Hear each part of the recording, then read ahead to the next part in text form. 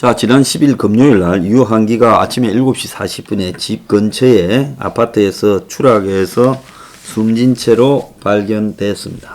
자, 가족은 유서를 공개하지 않는다 하고 경찰은 추락이 맞다. 부검에서 외상의 특이점이 없다. 유가 주변에다가 조직에 해가 안 되게 하겠다라고 말을 해왔습니다. 자, 유는 사전 구속 영장이 9일날 청구되어서 14일날, 그러니까 지금 내일 영장 실질 심사를 앞두고 자살을 선택을 했죠. 자, 유가 만약에 뇌물수수, 즉 남욱 정영학으로부터 한강 환경유역청 로비 명목, 즉 대장동에서 일부 허가가 한강유역이라고 해서 1등급 수준으로 높아져 있어서 안 났다는 거예요. 그럼 그걸 낮춰야 등급을 허가가 나는데 그 로비를 유한기한테 부탁을 한다면서 2억을 줬다는 겁니다. 자, 일단은 뇌물수수로 구속되면 황무성 사장의 사태와 관련해서 유한기가 황무성 사장을 한신공영에서 위에 모시던 상사인데 또 자기가 성남 도계공으로 가서 모시고 왔다잖아요. 자, 그런 입장에서 또 유한기가 자기가 데려온 사람인데 저 황무성이 여러 가지로 좀 말을 잘 안 들으니까 대장동이 본격화되던 2015년 2월 유한기가 성남 도계공 본부장으로 있으면서 당시 도계공 사장 황무성을 찾아가 오늘 사표를 내야 된다고 압박하며 성남시장 이재명을 7번, 정진상 성남시장 정책실장을 8번 이렇게 언급을 했다는 거예요. 그래서 유가 아무리 검찰이 지금 수사 의지가 없다 하더라도 논리적으로 녹취록도 있는 이런 상황에서 사퇴를 강요한 부분에 대해서 유를 넘어 윗선인 이재명과 정진상을 갖다가 말할 수밖에 없게 되는 거죠. 자, 그래서 그 논리적으로 설명이 안 되는 상황에 있다는 겁니다. 그래서 황무성 전 사장이 녹취록을 공개했고 검찰에도 제출한 겁니다. 그래서 황무성 사장은 잘못한 사람은 따로 있는데 자기가 뭘 잘못했다고 그런 선택을 했나? 유는 위에서 시키는 대로 한 것밖에 없다고 이야기를 했고 중간 연결고리인 유의 사망으로 조사는 차질이 되겠지만은 황무성의 녹취록 인사결제 자료만으로도 조사를 하려면 얼마든지 할 수 있다는 겁니다. 그런데 주변인들은 대장동 개발 특혜 사건이 불거져서 수사가 본격화되자 유가 부담감을 느꼈다는 겁니다. 유가 본인은 이 대장동이 개발될 당시에 U2라고 불리어지면서 유동규에 이어 중대하게 대장동 사업에 협조해온 장본인이니까 아마 유동규도 구속되고 자기하고 교감을 나누던 대장동 주역도 다수가 구속된 상황에서 자기가 구속될 거라는 것은 알았을 거라고 봐요.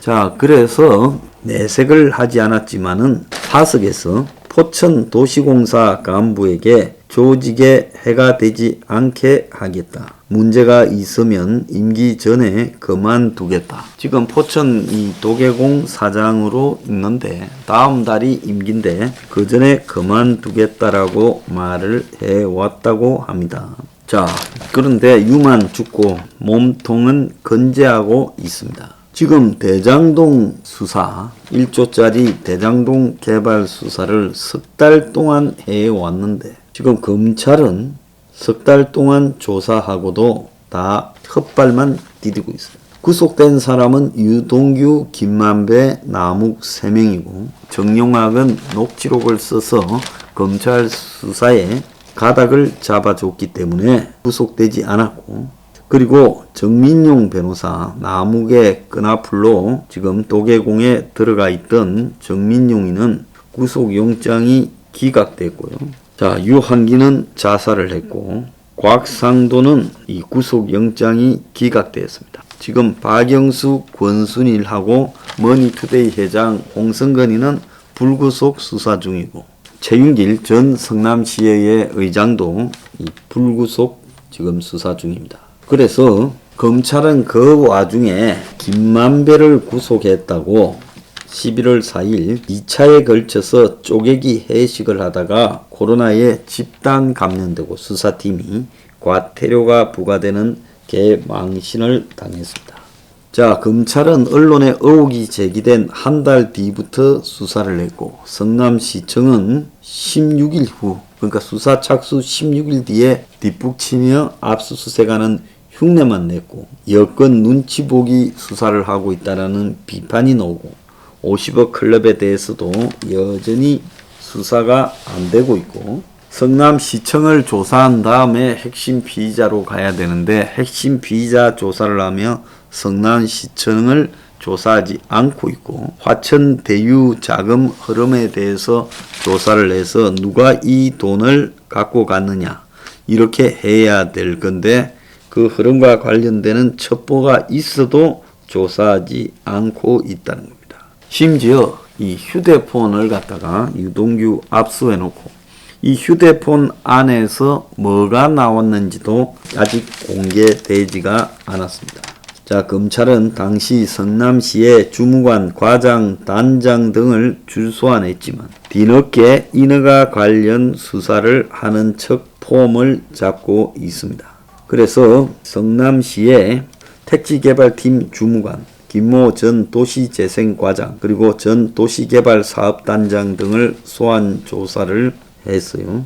그리고 변호사비 대납과 관련해서 전환사채, 쌍방울 전환사채로 대납한 부분에 대해서 쌍방울사에 대해서 조사를 했습니다.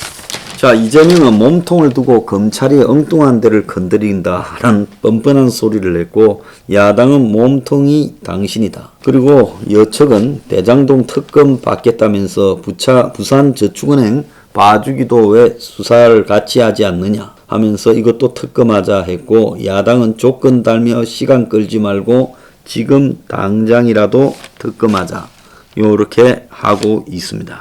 자, 그런데 경기도가 이재명이 도지사가 된 이후에 이재명 변호인단 출신에게 수임료를 2억을 줬어요. 그래서 법조계는 이재명 변호사비를 도가 대납한 거 아니냐 또 이런 이야기까지 나오는데 이재명이 변호인 중에 4명이 경기도에서 고문료를 받아갔다는 겁니다.